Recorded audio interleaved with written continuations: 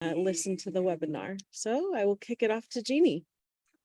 Thank you, Lori. Good afternoon. It is a pleasure to be with all of you today. I'm coming to you live from Santa Clara from my office in the Benson Center. So I look forward to welcoming many of you who will be joining us in another month when your students arrive on campus. So as Lori said, my name is Jeannie Rosenberger. I serve as the Vice Provost for Student Life and Dean of Students at Santa Clara. It is a pleasure and a privilege to welcome you, and most importantly, to welcome your students to the Santa Clara community. It really feels like this fall is an important transition for us as a community. I won't say we're completely coming out of the pandemic, but so many things are looking up and looking in the right direction that it will be a pleasure to have a much more normal start to the academic year than we've had in the past. What I wanted to share a little bit is that my hope is that after I give some opening remarks, is I'll get to some of the questions that were submitted in advance. And as Lori said, you can use the chat function on Zoom to add any additional questions. And once we go sort of to the live part of it, as questions come up, one question that I might be answering might spur another question, and that's totally fine. We'll just sort of go from one to another. And the idea is that in our time together, you'll feel reassured about some of the information you are curious about or questions you have, and ready and prepared for your student to join us in the fall. So with that, let me just say, this fall will start my 31st, my 31st year at Santa Clara. And I've had the good fortune of serving both as the Vice Provost for Student Life and the Dean of Students, and a number of roles during my time here. One of my favorites is orientation and the opportunity. I talk a lot about the bookends of the Santa Clara experience. So the orientation and the welcoming of new students into our community, and then the pride 4 years later or less for some students when we see students walking across the commencement stage and ready to launch after Santa Clara. So a very important part of my work, and directly with your students and with you as parents and family members, is the partnership that we develop in creating an environment where your students can succeed. So as you think about getting your student to this moment, you should, with great pride that they're coming to Santa Clara, but they are very ready for this experience based on their acceptance or admission to Santa Clara. And what we want to do in sort of that bridge or that handoff is reassure you that there are resources, programs, people to help create the environment for your student to be successful and thrive during their time here. And along the way, there will be questions, there might be challenges, but we have lots of resources that we will direct your students and each of you to. So one of the things, one of the important distinctions between students making the transition from high school to university life is perhaps greater sense of independence and coming into their own in terms of decision making. So up to this point, they will continue to rely on you. I am certain of that, and I hear regularly from students how frequently they communicate with their parents, multiple times daily for many of those students. So as you're navigating that with your students who will be joining us, I think it's important to recognize that it's a transition, and that for some it will be a very new experience, perhaps living with someone new or sharing space, having the independence of needing to get up and go to class because there isn't going to be someone there to set their alarm or to remind them, that they have an 8 o'clock class. But we're ready for that, and we're expecting that, and we have a lot of experience across the division, across our units, and over time that will help students sort of develop those sort of life skills, and not develop them assuming they don't have them, but shape them and refine them so that they can be successful during their time here. As parents and family members, those that are supporting your students, what we would ask is that you will encourage your students to ask questions, to become their own self-advocate to sort of speak up if they don't understand something, or they need more information, or they need some help or assistance. So not to suggest that you can't accompany them with, through that process, but what we're hoping is that they will make the transition and come into their own and feel quite comfortable about seeking support, taking risks, trying new things as they're meeting new people, and maybe taking advantage of the many opportunities that are in front of them here at Santa Clara. Over these past few months, your students have been working and engaging with our orientation leaders, a stellar group of our undergraduate students who were selected to serve as orientation leaders and accompany your students through the process, mostly online during these last few months. The orientation leaders' work does not stop there. They will be part of the welcome weekend, and they will be identifiable to your students as they make their transition on campus. And I want to say also, for those that might be on the call or on the webinar that are parents of commuter students, we have a good number of commuter students in our first year class. Students who will be living at home and commuting to campus, and we have lots of opportunities for them to be as engaged as they would like to be in the life of the community, even though at the end of the day, they might be coming home and living, with you.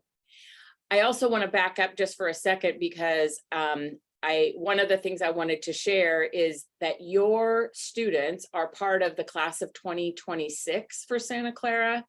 This is our largest first year class in the history of the university. So they are a bright, talented, and very diverse group of students that will be joining us. And we couldn't be happier to welcome them. So in addition to the orientation leaders, the faculty and staff, some of whom you might have met on previous webinars, but you will meet during the course of the welcome weekend, everyone is very focused that students are at the center of everything we do, whether you're a faculty member, a staff member, an upper division student, a student leader, a roommate, a classmate, however someone comes to define their own relationship or affiliation with the university. The middle of our universe is the students, and creating opportunities for students to explore and to learn and to grow and to develop right alongside the rest of us. We have that as really a central focus and a central purpose. And there are lots of ways for the engagement that started this summer to continue. And like I said, we can't wait for that to actually happen in person. But I do want to offer you a tip, and that is to share with you as parents that the primary, platform, portal, I don't know how we best refer to it, for students to interact and to continue their connection and interaction with Santa Clara, not just now, but all the way through and beyond commencement, when they're alumni of the university, is through the Bronco Exchange. And this is an online community that your students are already actively engaging with their classmates, with the orientation leaders, they've been holding sort of virtual meetings or sessions every week throughout the summer on topics that are both social or educational, but lots of student engagement as students are preparing to come into September. I share that because some students might think, well, it stops. I don't need to engage on Bronco Exchange as soon as I arrive on campus and the real experience starts. But what I would encourage you is to make sure your students stay engaged, because that is the same platform that will connect students to mentors, information around internships, connecting with faculty, staff, and most importantly, our alumni as they make their way through, whether it's they have a question, they want to talk with somebody who has a major that they might be considering, they're looking for a summer internship, a host of reasons why a student might want to connect with another member of the Santa Clara community. So I would encourage that, that you encourage your student to do that. I'm also very mindful of the amount of information that is coming in one direction, which is, to your student and to you as parents. It's a lot, and I think we acknowledge it's a lot. Some of it will be repeated, and redundancy in many cases is good in this case. So if you're sensing that your student is becoming overwhelmed because there's so much information coming their way, please let them know, like, they don't have to know everything or do everything in a single day. There's a number of checklists and timelines and deadlines that will be shared with them, and they'll be regularly reminded of what those are, so that they don't feel overwhelmed between now and when they join us in September. Let me shift to September for a minute, because we are very mindful. I mentioned the class. We're going to have over 1,650 new students in the first year class, and a little over 200 of transfer students. So the excitement is really growing for welcoming the group during the middle of September. Dr. Julie Sullivan, who is the new university president, she's been with us now about a month and a half, and she just sent out her first month update. And one of the very first things she said is how welcome she feels and how much a part of the community she already feels. And we want to extend that same hospitality and welcome to you and to your students in September. So what will happen in September, and this information has been shared with your students, but I want to give sort of a high level. We recognize as an institution that these last few years has been really difficult, you know, with COVID and the starts and stops. And so in order to create an opportunity for the class of 2026 to come to campus, we're encouraging the students to come to campus and move in either September 15th or September 16th. This is a slight change from what we originally announced.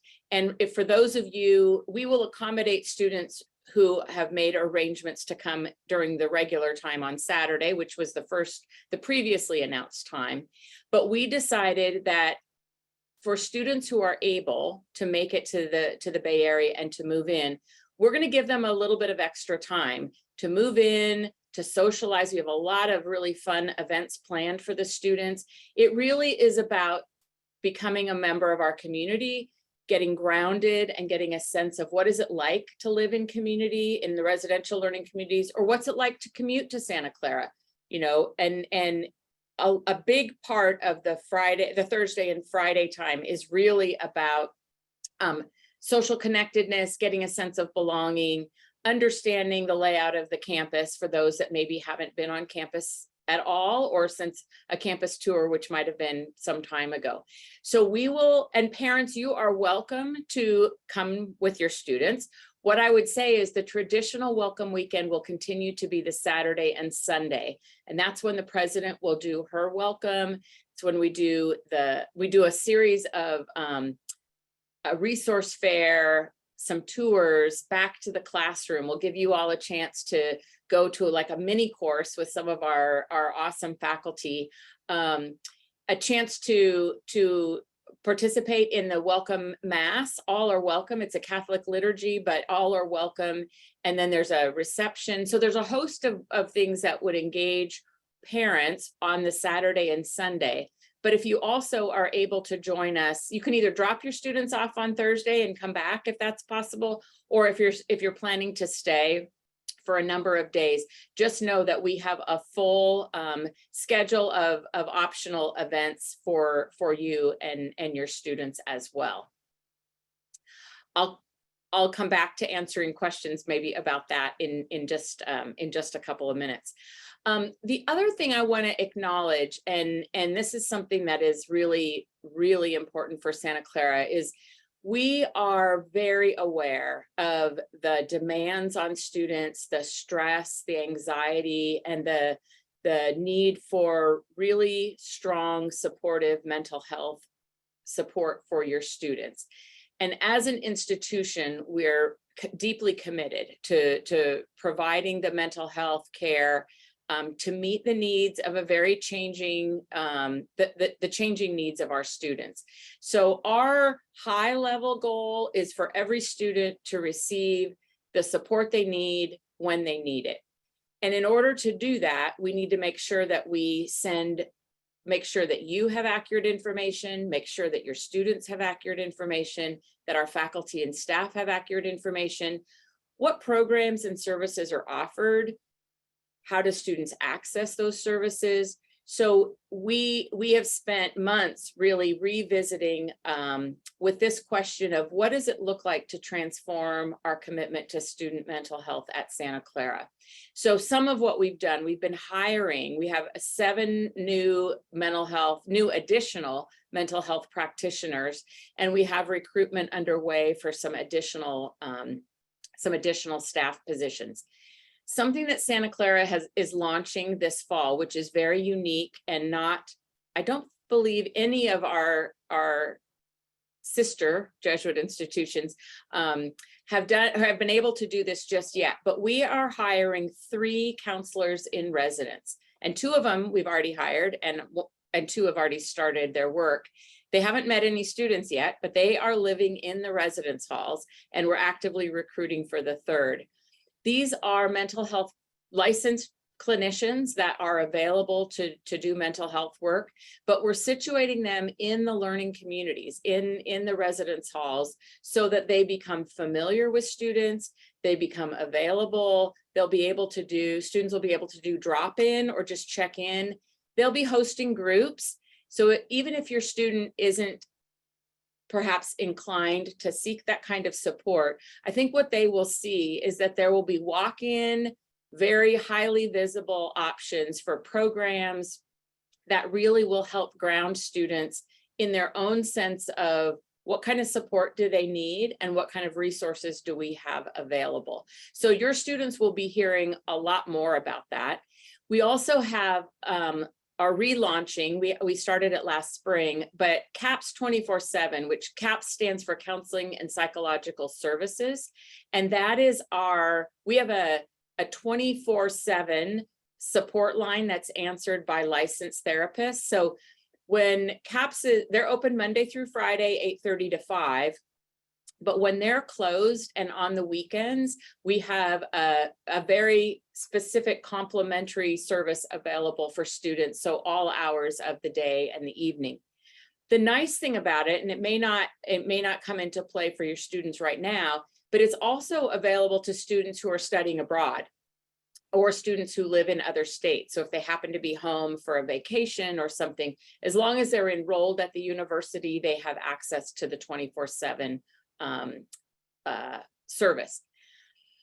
The benefit of adding new practitioners, so I said 7 new practitioners have already been hired, is there's a multiplier effect about the number of groups that we can offer. So we do groups on anxiety or test taking or difficult families or relationships, grief support. We have support for our LGBT community. We have a Black male empowerment support group. The groups develop based on the interests of the students, and then it's complementary to the expertise of the staff in counseling and psychological services. But the benefit of having so many new staff is that we will be able to offer significantly more groups, because many students find that a much easier entry point and the type of experience that they would like to have in supporting their own mental health. So let me pause just for a moment, and I want to give you a heads up that I'm going to answer a few of the questions that we received in advance, and then we'll go to some of your questions, and I'm happy to clarify anything that I've shared so far. Someone was curious about, so the question says, what are the safety measures that will be enforced, not just for COVID, but for other viruses that are now of concern to students? So that's sort of the health-related, a health-related question. So let me answer that sort of right from the start. I'm going to back up a second and say, your student would have received some information that says that they need to have health insurance. So every student has to verify that they are covered by health insurance. It does not have to be, it can be your own health insurance coverage. That's completely fine. If if your student wishes, they can purchase the university negotiated health insurance. There's been information shared in the packets that have already been received by the students, and it's also available on the COWL website. There's some links to that. Students need to, there's a set of immunizations that students are required to have prior to the start of class. I believe August 1st was the published deadline, and I think they're making a few calls this week because we weren't at 100%. So you might want to ask your student if they have uploaded all of their immunization and records into their health portal. And if they haven't, please encourage them to do that. We want to make sure that happens. We're, like I said, we're a month away, but we want to make sure that students take care of that, because that expectation is set for all students prior to their arrival. So where COVID is concerned, students are required to be fully vaxxed for COVID. So that means 2 doses of one of the approved vaccines, as well as the 2 boosters. Some of our international students, depending on where they're coming from, will have the opportunity to participate in a vaccine clinic that will be held on campus right when they arrive, and will be able then to comply. All students for the first 2 weeks of the quarter, whether they're first year, returners, juniors, living on campus, living off campus, everyone, all students will have a requirement to do 2 tests, to test each week for 2 weeks. We pay for the tests, we distribute the tests, we make them very easily accessible and available to students. What that does, because we have students coming from so many states, so many different countries, that gives us sort of a baseline for where we're starting the year in terms of COVID. It is likely that that will only be for the 2 weeks, and then that the testing requirement will go away. But we've had great success in the past 2 years having re-entry testing after a summer, after a December holiday, or after spring break. That gives us some baseline information so that the university's prepared, whether it's prepared relative to isolation spaces or quarantine or whatever that happens to be. So those are the things related to COVID. But the university, like I said, requires immunizations, and then they verify that the students have uploaded that. So that becomes really important. Santa Clara sits in Santa Clara County. Of all the counties in California, Santa Clara County throughout the pandemic has been the most strict of all of the COVID-related provisions or expectations. We have a very direct relationship and frequent contact with our local county public health department. So in the event of any other infectious disease, some of you might be sitting there thinking, what about monkeypox? We are in contact with the local county public health, and they provide direction for any infectious disease. We have an infectious disease management team, and they get together regularly depending on what information is coming forward. So let me move from COVID and immunizations. Another question is about how soon students can get a job once they get onto campus. And I will say, I'm glad that question surfaced, because I think having an on-campus job is one of the greatest things for students transitioning into the university. Even if they don't need a job to pay for their books or their entertainment, whatever, students, it is a wonderful way for students to make connections on campus, to understand a little more about how the university is organized, to practice some of the skills that they may be thinking about in terms of an internship or future job roles. And by that, I mean, if they want to referee intramural games, or work in catering, if they want to be a research assistant with a faculty member, if they want to work the front desk at one of the residence halls. Every department on campus hires and is very dependent on student employees. Often they're the front face. We only hire students to answer the phone, the main phone line, because we want whoever is calling to be connected with someone with a direct experience at Santa Clara.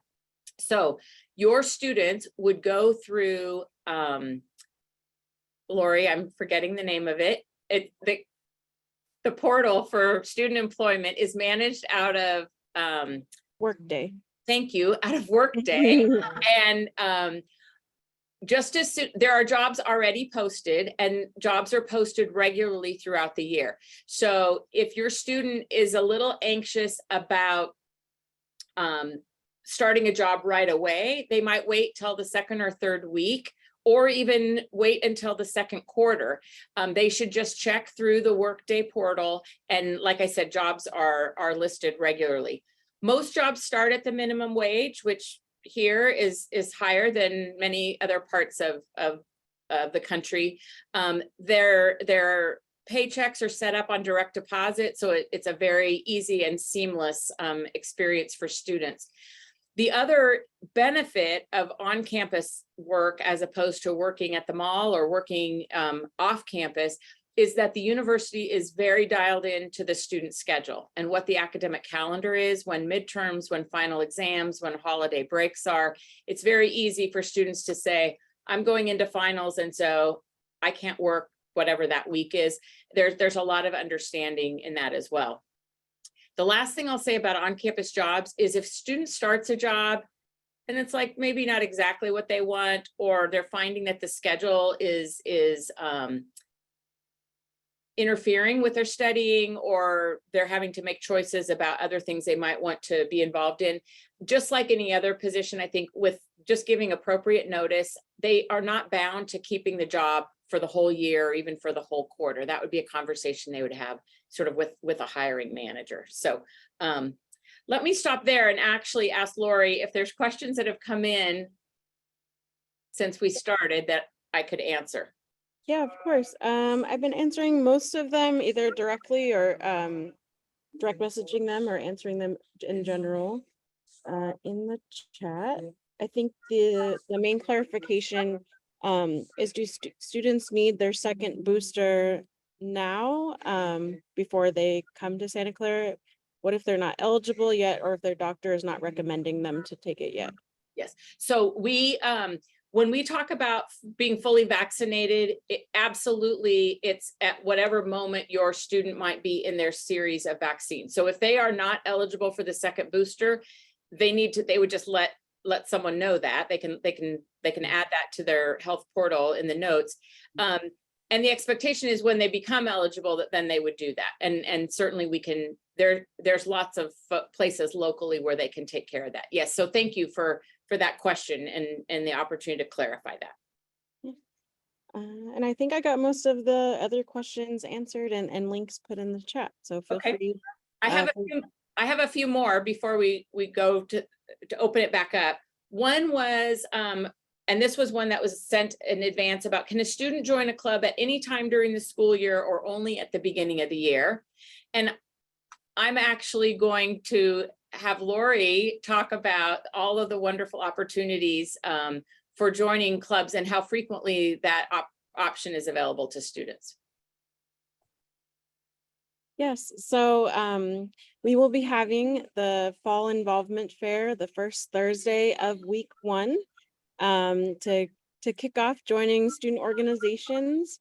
It will be in the evening from 6 to 9 on that Thursday for your student to be able to attend. It'll be outside, and we're collaborating with the engineering department with their engineering student mixer as well. So it'll be fun with DJ and food for your students to be able to meet our different student organizations. We have quite a lot. We have over 160, so it could be sometimes a little bit overwhelming. But they'll be spread out through the lawn, and we'll also have a Center for Student Involvement help desk if you're looking for a particular club or organization. A lot of students in advance too will go on to our CSI website. We have the club directory on our website where you're able to either search in keywords or go through the directory and see things that your student might be interested in. So some students will do that, and then they'll come to the event with a list of student organizations they're interested in joining and kind of walk around and check in with them. And a lot of student organizations will also be tabling the couple weeks of school, doing fundraisers or free welcome events for new students. So definitely something for them to look out. Also following on social media. So if there's a particular student organization that they're interested in, they can go to their either Instagram or Facebook and follow them, because most of the time they're going to be posting either a Google form if you're interested, or to sign up for a newsletter or events that they're going to be hosting. And so that's definitely a great opportunity. We'll also have students that will be volunteering throughout Welcome Weekend, and a couple student organizations that will be tabling at the resource fair. So also a great opportunity to be able to meet some students and have your student get involved. Great. Thank you, Lori. Yes. I see that there's a number of very specific sort of follow-up questions related to the booster. And earlier in the chat, Lori, I think gave the number, or maybe I'll have her give the number to the Cowell Center. It's fully staffed right now and they're answering a lot of questions. So for those, I don't want to misspeak about if your student has had COVID, when they are eligible, what they should do. But the team over in the Cowell Center are standing by and will be ready to answer that specific question for you.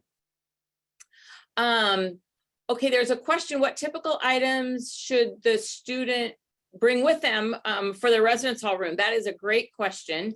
And don't be fooled, like when you go to Bed Bath & Beyond or Target or they'll give you this long list of all of the things that the students must have. Certainly some of those are nice to have, but what I would say is your student, there's sort of a suggested list of items. If you look on the housing website, and Lori will put the link there, there's the packing list. And then the other thing I would say is during Welcome Weekend and the weeks that follow, there will be opportunities. So there's a resource fair on campus during Welcome Weekend, and there will often be vendors there. There is the bookstore has a number of items. There's a Target right up the street for any things that students may forget. We actually have Amazon lockers on campus. So in addition to just the regular mailing services and the information that your student received about sending things in advance if you're coming from out of state, the one thing I would say is encourage your student to connect with their roommate before they head to campus, so that they aren't bringing two of things, especially two of large bulky items. They may decide they want to go together and rent a mini fridge, which is an option for them. Or they may say, gosh, if you bring this, I'll bring that, so that, you know, they're not bringing items that end up needing to be stored or that will turn around and go home with all of you. So I think check the packing list, and then have your student check in with their roommate. The other thing I would just say, and I know you didn't ask this question, but I'm just going to give you this piece of advice. It's okay that your student doesn't bring everything they own in the way of clothes between now, when they come in September. They'll be home again. The week of Thanksgiving is an academic holiday, so students have no classes. So if it's convenient and appropriate, and for your student to come home, they have that full week off. And when they come back, they could bring some more items with them. Especially, we have pretty mild weather, all the way mild to hot weather during the fall. So they may not need warmer clothes until the winter. So that's the other thing I would say, is that when they see you, if they come home for Thanksgiving, they're not required to move out and leave for Thanksgiving, but if they do, that would be another time for them to sort of restock or bring things back to campus that they maybe hadn't thought to bring. Okay, so separate events for students and parents. Yes, so for move-in weekend, and Lori, I think, shared some information. The Thursday and Friday for parents is really optional, but if you are here, there are plenty of things for you to take advantage of. So your students will move in, and I'll just use the Thursday schedule just to sort of frame this. If your student comes and moves in on Thursday, September 15th, they'll be assigned a move-in time based on their last name. So they will have received, here's your move-in time. We have move-in volunteers on Thursday, and we will also have move-in volunteers on Friday. Originally, we didn't think we were going to have volunteers, but we have a number of faculty and staff actually who are going to help with the move-in on Friday. Once the students moved in and settled, if you're in a car, you'll get directed to go and park, and students can settle in and move in. There will be a series of open houses on campus. So the One Stop, which is financial aid, the bursar's account, the admission, or the bursar's office, the admissions office, campus recreation, the career center, long list of places on campus where you and your student can go and visit over the course of the day. And don't feel like you have to stay with them. They may decide they want a little break. There's plenty for you to do as well. There will be building tours, specific tours for a number of the facilities on campus.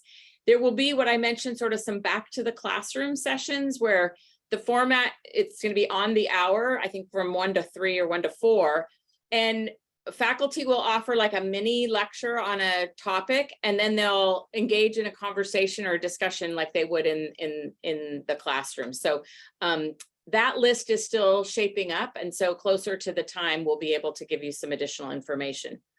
Each day on Thursday and on Friday, we'll have sort of a family meet and greet. So your families can meet your roommate's family or meet others from their learning community, or just other families and members of the class of 2026.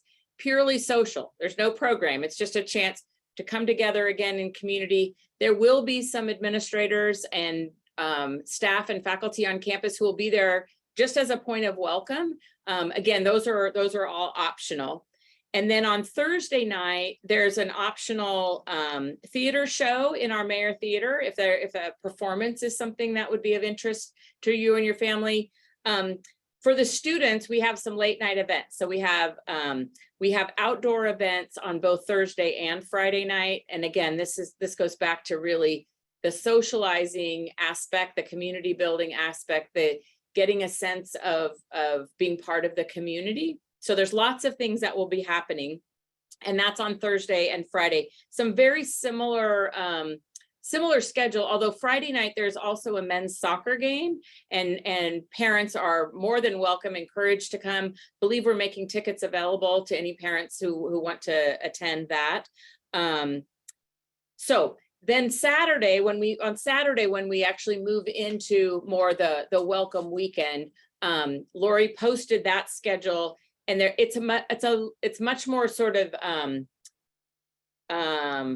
I want to say directed, but I mean, there's some specific things. So there's a Meet the Dean session if your students in the College of Arts and Sciences or the School of Engineering, the School of Business. There are some real specific things. The students will take their class photo on the steps of the Mission Church, and the president's welcome. There's a host of receptions that you and your students are invited to. So there's lots of activity on Sunday.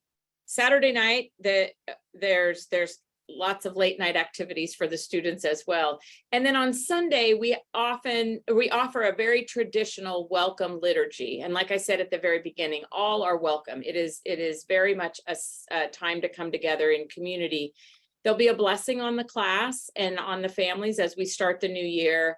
And then there's what we call the sort of farewell family reception. And it really is the sort of line where the orientation and welcome weekend program ends and parents and families leave, and our students then begin going to some things that they're required to do over the course of Sunday afternoon and evening to get ready for the start of classes on Monday. So the schedule that Lori shared, and there'll be some additional information on some of the more specifics forthcoming.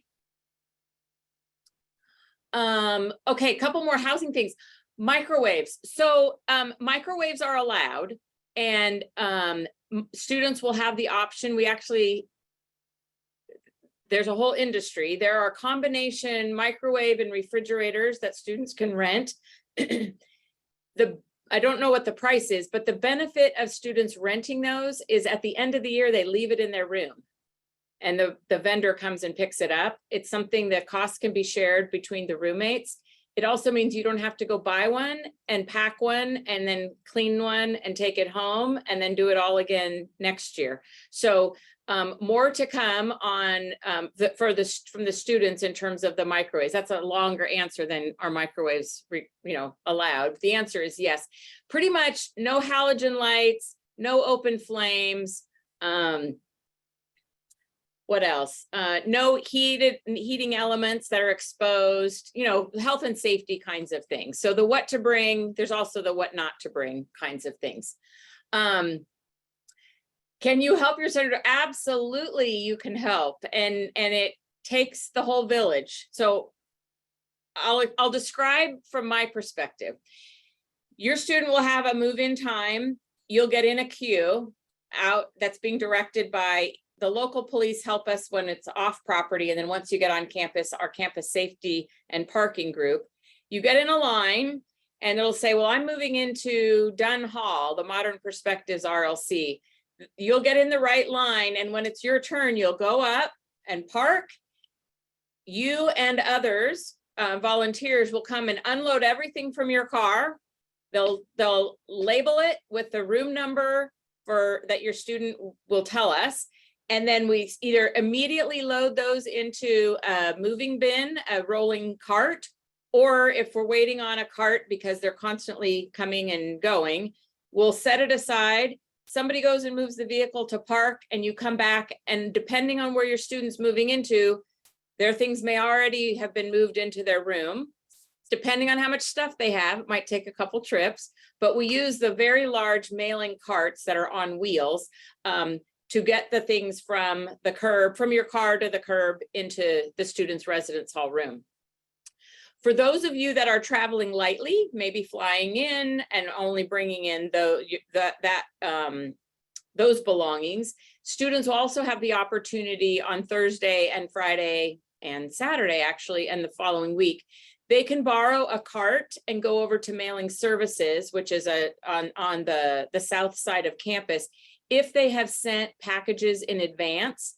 So again, in your students' packet from housing services, it'll say how to address a package, what their room or what their box number is, how far in advance they can send information, and what the limitations are on that. So student would go over, they'd show their ID, they'd pick up all their packages, wheel the cart back and do the same thing, unload those into the room, and then return the cart.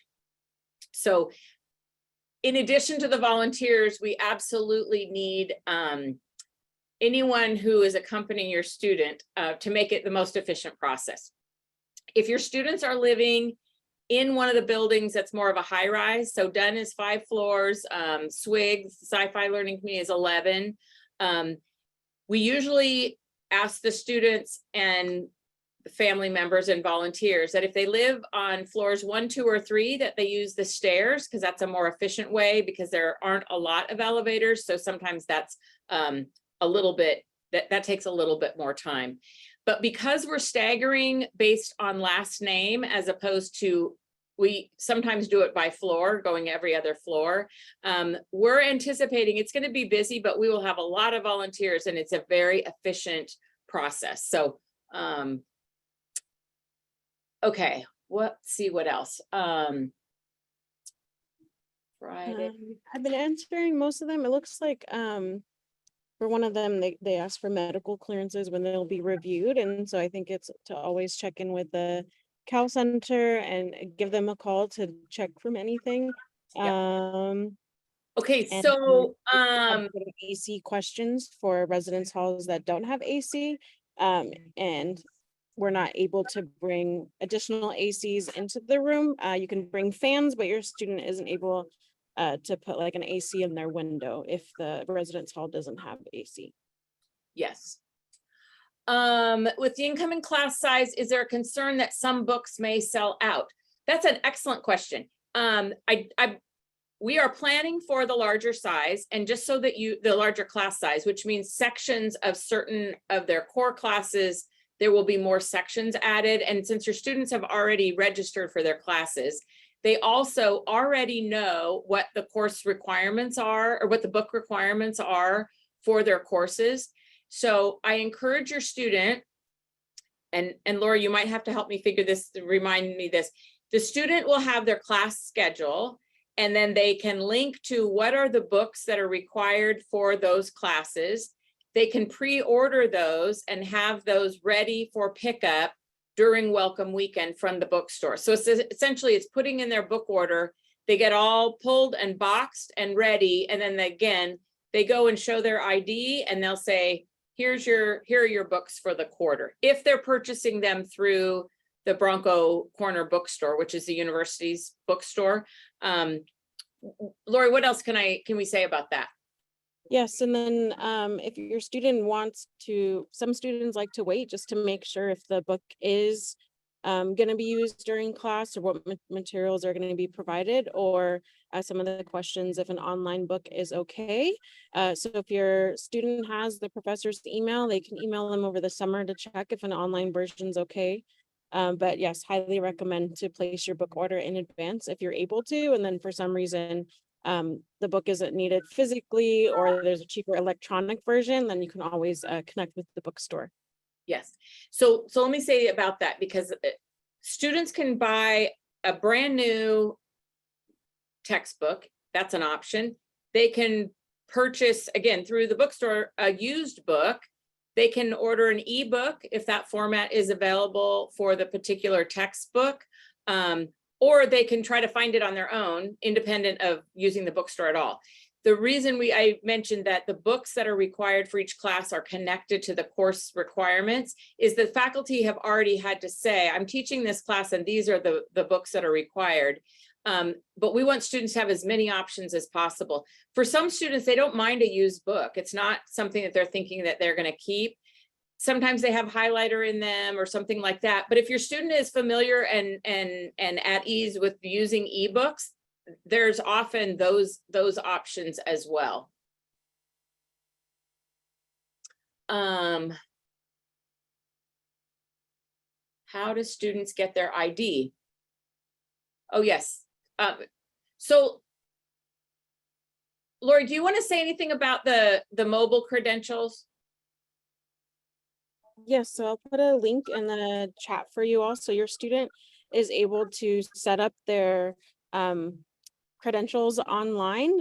They don't have to get a physical access card. You can have everything on your phone. If you have an Apple Watch or a smartwatch, you're able to have your access card there.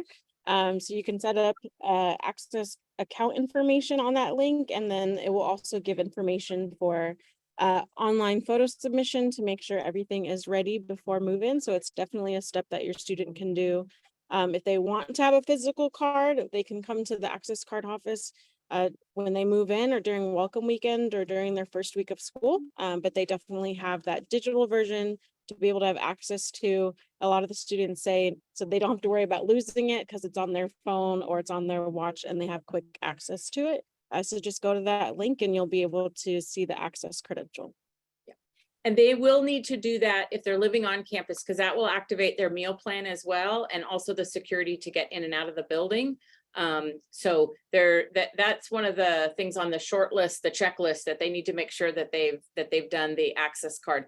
They can go in, and if they want to, like Lori said, they can. I don't know that they can have both. I think there's a moment of it's either or. Everyone can have a mobile credential, assuming that they have a phone or a watch or something to do that. But if they decide that they don't want that, I think one shuts off so the other one turns on, if I'm remembering it correctly. But I think in this day and age, most students are just using the mobile credential. The nice thing about it, especially if it's on the phone, is that's also where they order their meals. So it's just all sort of right there and integrated. Not a lot of students carrying cash around these days.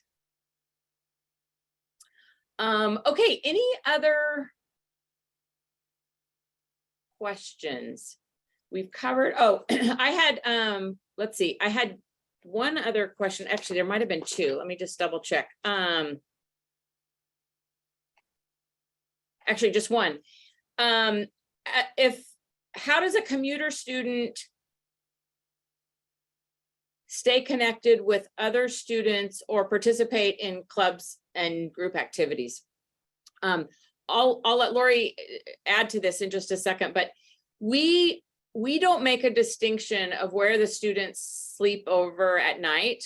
We don't make the distinction of they're living with us or living with you in our commitment to engaging them in the life of the university. So we know that some students might have an actual commute, a farther drive, or they might have obligations at home, or there may be reasons why they can't be on campus as often or as frequently. But when they are here, we would encourage them to take full advantage, to go to club meetings, to go to the fairs that Lori spoke about, to participate in the intramural sports.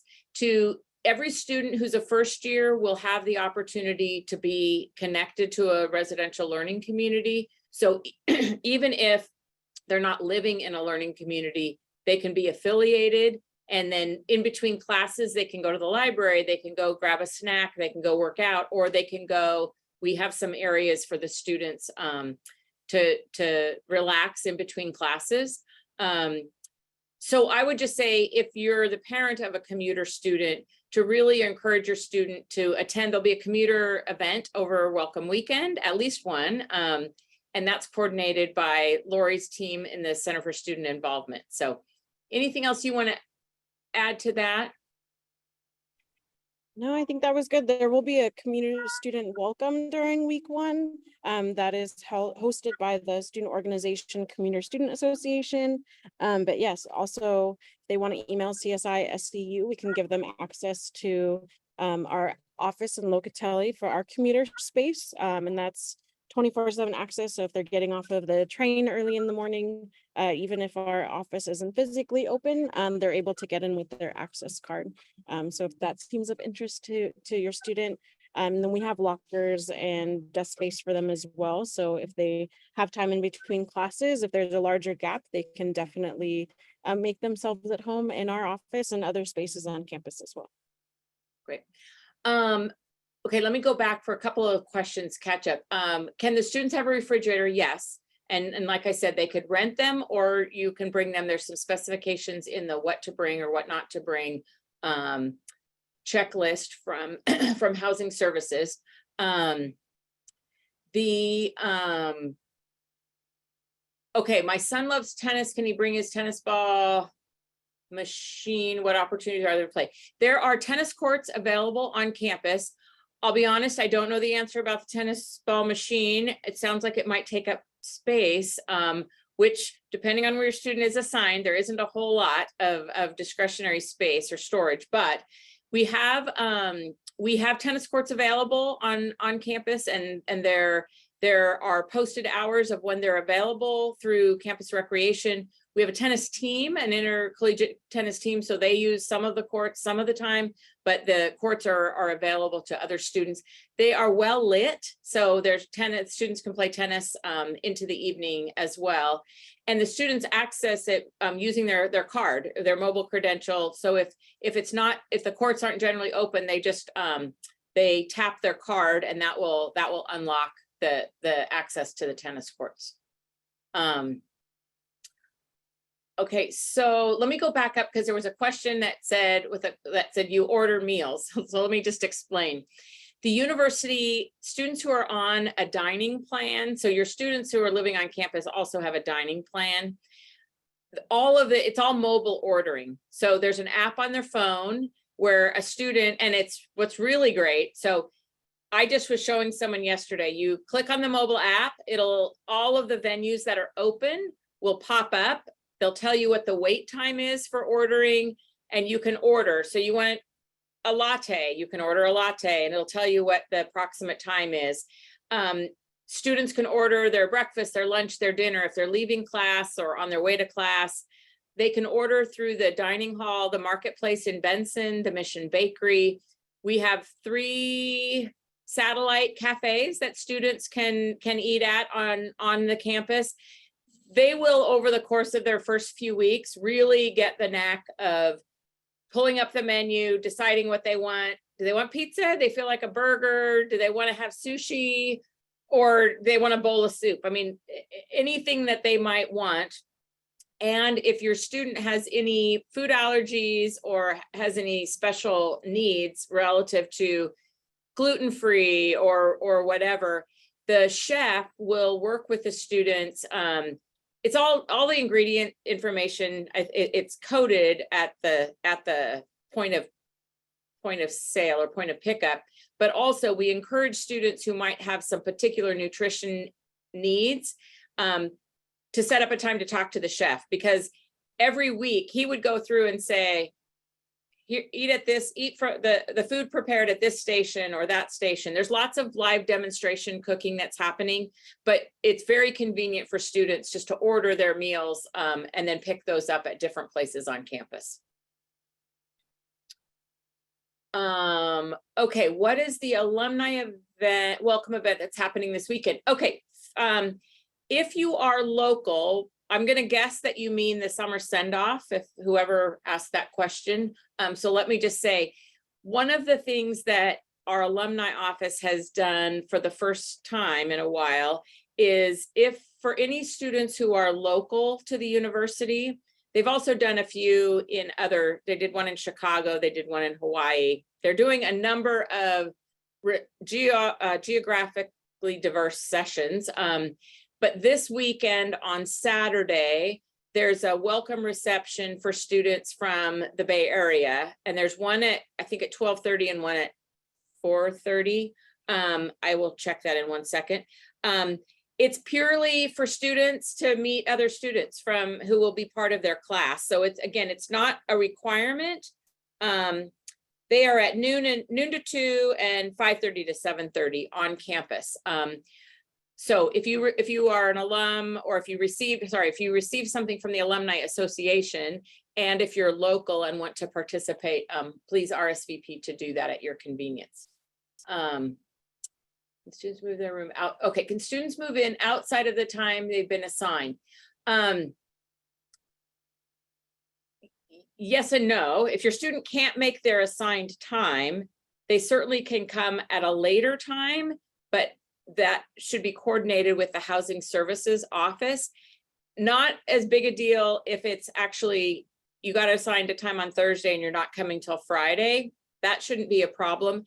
But because we have so many students moving onto campus on Thursday, those 3 move-in times on Thursday are pretty tight. So if your student can't make yours and need to change, I would contact the Housing Services Office, and we can post that in that number.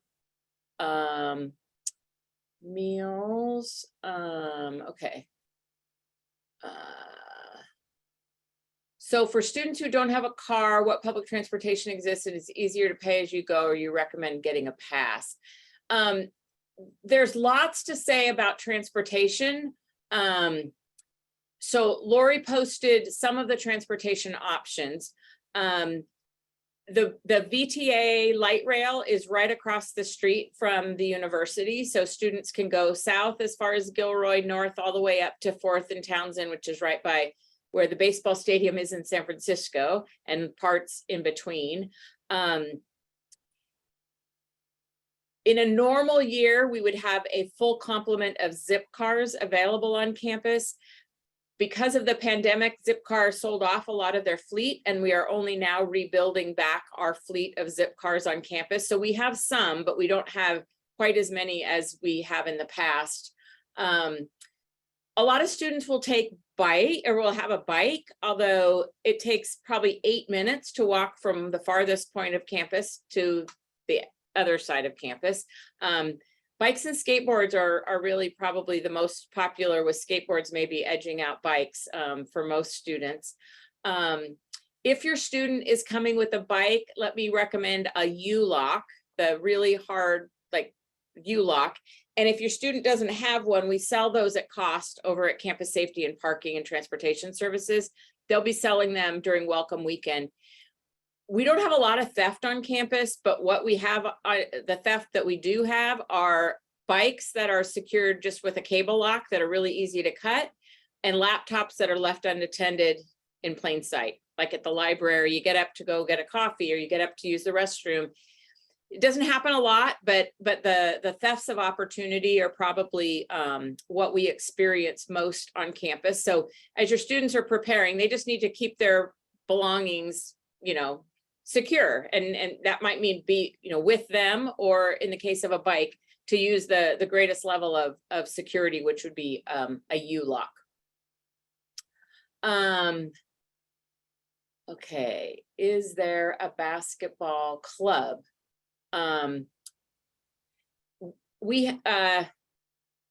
Lori? Yeah, I responded in the chat. We don't have a basketball club, but we do have intramural sports that happens throughout the academic year. So I put the link in there to our campus recreation website. Once intramurals go live, they'll let you know the sport and how to sign up. So if your student wants to go with their fellow residence hall mates or friends or a club, whatever it may be, you can sign up for a team and then play in the basketball intramural sports league. Yes. And in addition to that, they do tournaments. So they'll do a 3-on-3 basketball tournament. All of that comes out of campus recreation. So there's lots of opportunities. And it's another way for students to meet others. So, if they're interested in ultimate frisbee or rugby or lacrosse or any number, we have club sports, and we have lots of intramural opportunities for students. Let's see, basketball picture ID. I was also getting quite a couple questions about Lead Week. So it does start on September 11th, as move-in starts at 9:00 a.m. It's a residency requirement unless they have an exception. And I did put a link in the chat to Lead Week, but then also an email to the Lead Scholars Program. They have the schedule on the website, but for a more detailed schedule, they asked to refer to the students' SCU email. They'll be sending out a full schedule, or also to email them and ask for the schedule to see what the week's activities will be. And on that, let me just say, the Lead Scholars actually come to campus before the rest of the class of 2026. So they will be here and already be moved in by the Thursday. And so if your student is a Lead Scholar, they should follow the directions that are sent from the Lead office. Yes, so they arrive and start their program prior to the other students. Is student health open 24/7? I don't know if anyone answered that. The answer is no. The Cowell Center, which is our on-campus health clinic, is open Monday through Friday, 8:30 to 5. There is no infirmary, but there's information around when they're closed. The university, quite a point of pride for me, I will say, because I've been here for all the time that they've existed, but Santa Clara has a team of state certified EMTs, and they go on duty as soon as the health center closes, and they're on duty all night until the health center reopens. So they are available for emergency health. They're our first line of health or medical response after the health center is closed and until they open. There's also information on an advice nurse, where's the closest clinic, urgent care clinic. The EMTs do a lot of the response on the intramural field. Somebody, twists their ankle, or they're working on a theater set and they bump their head and get a cut, or somebody faints in the mission church. They are everywhere whenever the health services are closed. And so, and then the other time they're not open is during academic breaks. They're open, so there's someone available when your students are here during what we would consider the academic year. Okay, let's see. Health center, does a student need to present an official ID?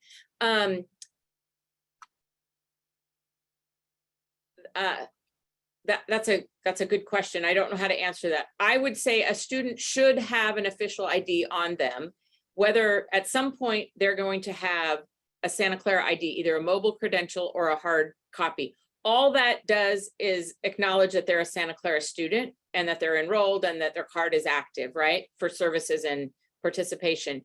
But there are other reasons a student should have ID. If they go off campus, it doesn't mean they have to have a driver's license per se, although if they have one, that would be great.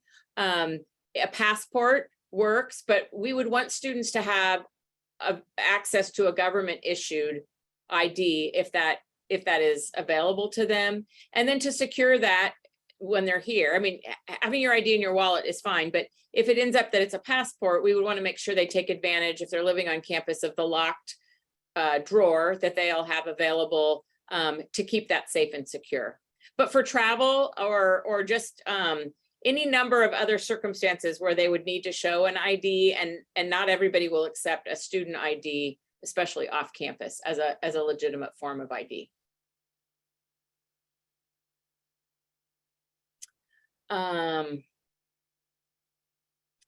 So will students have to take COVID tests every day when they arrive on campus for 2 weeks? No.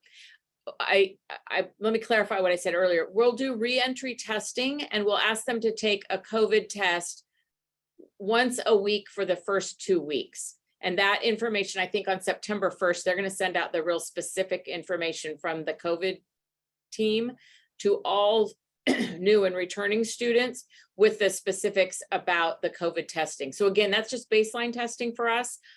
We don't anticipate that that's going to happen beyond the first 2 weeks, but that's for us to get a baseline given how many students are coming in from other parts of the US or other countries. Okay, so I got it wrong. Twice in the first week back, as opposed to once for 2 weeks. Sorry, thank you, Lori, for clarifying. Twice the first 2 weeks back. But they will, I saw the draft, they'll tell you, so if you get it on this day, then get the second one on this day. And we supply all of the tests. They're available at the service desk, they're available in the Benson Center. We make them very, very easy for students to pick up and return the tests. And our turnaround time has been great. It's been less than 12 hours when they go out during the summer, the tests go out at 3 o'clock, and in the middle of the night, you'll get a notice saying your test results are in. So we've kind of got that down.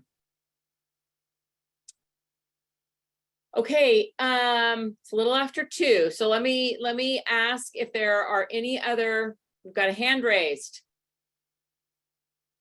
Dana. Okay. Question. Should about COVID vaccines, is it 3 total vaccines or 4 total vaccines? You know, I'm gonna refer you to Lori's post about calling the Cowell Center, because the way I understand it is fully vaccinated applies differently depending if your student has which vaccine they had, whether the booster, whether the time has surfaced for them to have the booster. So it's fully vaccinated is the language, but very specific if it's 3 or 4. I'm inclined to think that it's 3, but I don't want to say that and then have that be out of context. So I think encouraging you to just check in with the Cowell Center. Okay, thanks. Uh-huh. Because yeah, typically people under 50 can only have 3 totally. Yes, and I was thinking about that as soon as I said that earlier, meaning 2 vaccines, but of course I'm eligible for my second. So but yes, the under 50 crowd, 3 may be the sufficient number. Okay, thank you. Yep. Dana, did you have a question? Oh, no. Okay. We got that. Okay.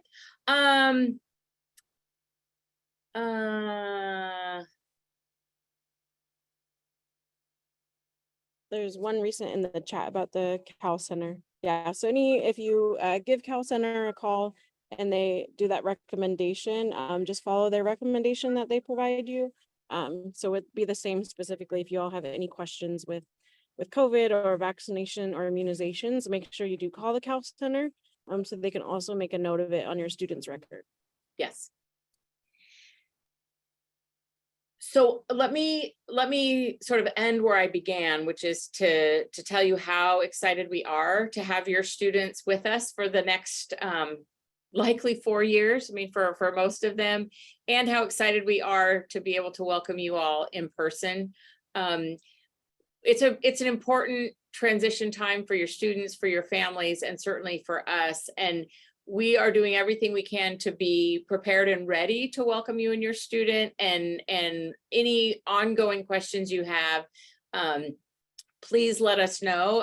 I think Lori shared the direct email, and don't hesitate to ask or call. And I will be around all weekend during move-in and beyond. So feel free to say hello and stop by or send any questions my way.